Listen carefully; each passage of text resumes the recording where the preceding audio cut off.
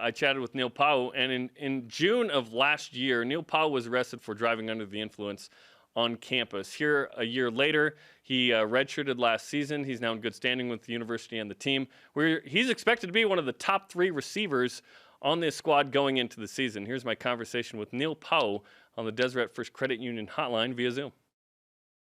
All right, Neil, your name's been tossed around a lot as one of the top 3 receivers on this team, right, with Gunnar Romney and Dax Milne.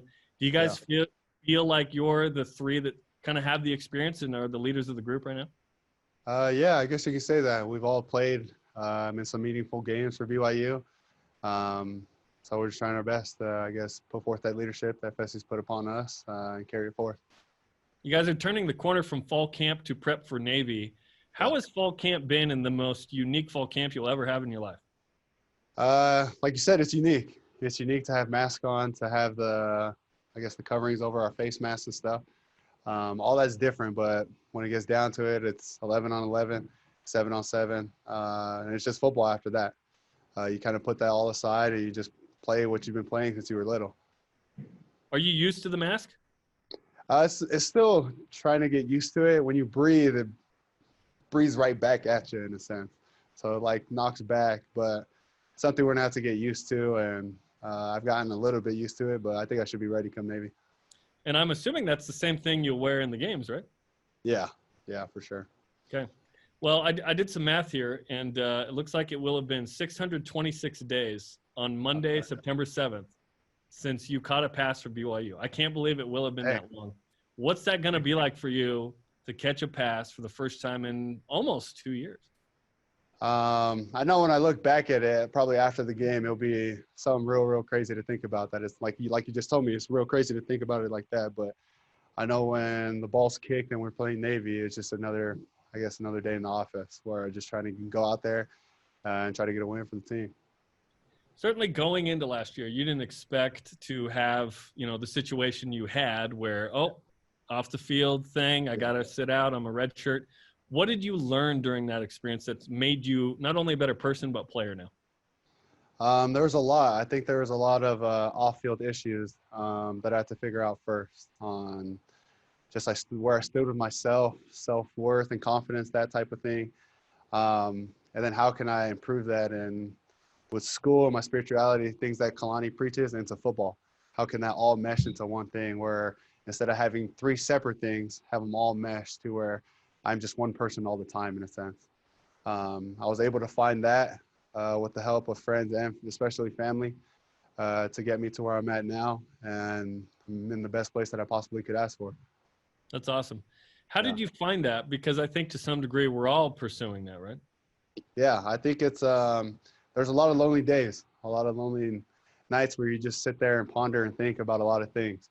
Where you drive in your car, you just bumping music, just a lot of thoughts go through your head. And then those thoughts I was able to write down on my phone and have those as reminders on things that I wanted to improve on. So each and every week was about 2 or 3 different things that I worked on. With the help of Fessie as well, and helping me understand and know where I can improve as well. He was able to help that process as well. So it was a cool mixture of everybody just wanting the best for me more than I even knew, but it was cool. That's great, and I appreciate you saying that because I know we're all going through something, so that's awesome. Okay, BYU football, obviously 6 official games announced. There are 2 reported. Yeah. Perhaps BYU getting to 10 or 12 games. Is there any opponent that's not on the schedule that you want right now? I mean, I would want to play an SEC school or the Big 12.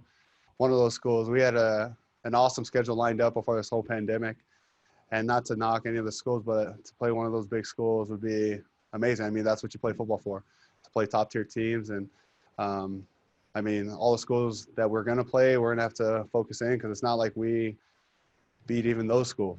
We come out some Saturdays and we have those lulls. So we'll take care of those teams, but hopefully maybe we get a surprise at the end of this week or next week that we get one of those teams. That'd be nice. What's the key, as you mentioned, to avoiding losses to teams that you perceive, hey, we should win this game? And is that a conversation you guys have had? Yeah, we've been able to talk about the red zone. And that's something we still got to fix. It's a mentality thing when it comes down to it, whether you want to hit the guy in front of you or if you want to win, period. It all comes down to mentality things. So we're trying to fix that. As the past 2 days, there are some things, a lot of things that we got to fix.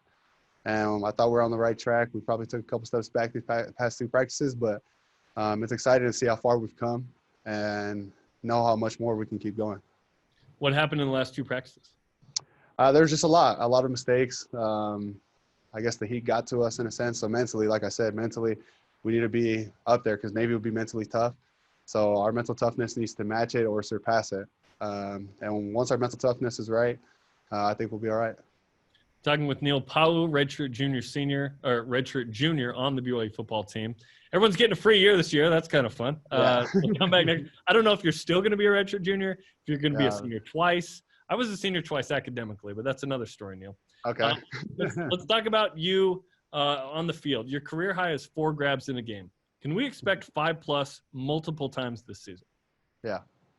Hopefully. It's been able to happen in practice and stuff, so I'm hoping, again, like all the stuff that we're implementing and we're doing in practice, we can push it to Saturdays. When Saturdays happen and Saturdays come, everything that translates in practice, it can translate onto the field. So, since it has been a minute since we've seen you on the field, remind people and describe what kind of receiver you are. Shifty, smooth. I don't know. I watch a lot of film of Keenan Allen and Devontae Adams. They're faster, but they just know how to get off the line. So that's what I have to focus on, not being the fastest dude, but working on different things that I can use. And since I play basketball, using that as an advantage against the defense. Your brother Butch, at his peak, could he have guarded you? It would have been a back and forth, not going to lie. We had those battles when we were little and stuff. Our dad always lined it up, but yeah, I think he could have. I for sure would have won my fair share. I know your dad played college ball and professionally. What kind of influence he had on your life? A ton. He taught us hard work, and just to treat every day as its own. You never know what will be taken from you, and he always preached it. And I guess it took me a little longer to apply those teachings and stuff, but thankful for that young guy for teaching us all the things that he did. Who's the hardest DB to go up against in practice right now? That's a good one. There's a lot of good ones. You have Troy, you have Zane. I think the biggest surprise for me is the amount of work that D'Lo has put in, but then also a kid named Micah Harper, incoming freshman. Didn't know where he stood, and seeing him when we were doing routes on air and stuff, I went against him, and there's a bright future for him. His name's been mentioned a lot, so that's great news. Yeah. When you think about Navy and then Army, Monday Night Football, ESPN, huge game in terms of, the slot, the production crew, the announcers. CBS, that's a would-be SEC spot. They're not playing, so BYU climbs into that. What kind of feelings do you have when you think about the opportunity on a national stage, which you guys have played in before, but this is almost a little bit bigger in terms of the whole country is going to be watching those games? Yeah. I think when we talk about it right now, like you said, you get goosebumps and stuff, but when we get there'll be no fans. So then it'll also be, it can kind of reverse psychology where you get pumped up and then now you get there to the game and there's nobody there to watch you in a sense.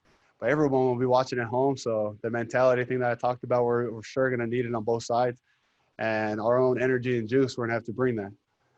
But I think everybody will be ready and excited knowing that we know on the West Coast we're pretty much the only team that's playing, and that everybody for sure will be at home watching. You represent the whole West of Texas. Exactly. I mean, Air Force is playing 2 games, but it's super weird, right? Like, have you – I guess I've said on the air, I'm very appreciative to the Board of Trustees and everybody that haven't shut this down, because I think there's an opportunity to obviously represent on the field, but kind of show people what BYU is about right now. Yeah, no, I definitely agree with you. We can maybe close some doors to some thoughts that people have about BYU and enlighten some other people about what we actually stand for and who we actually are. Well, Neil, it's great to see you back. I know you've gone through a journey, as we talked about, and now you're one of the upperclassmen, one of the main guys, and we wish you luck. Let's give you some BYU Sports Nation karma, and good luck on Monday Night Football, man. Sweet. Thank you. We'll need it. Neil Pau'u on the Deseret First Credit Union Hotline. Deseret First, you know why, we show how.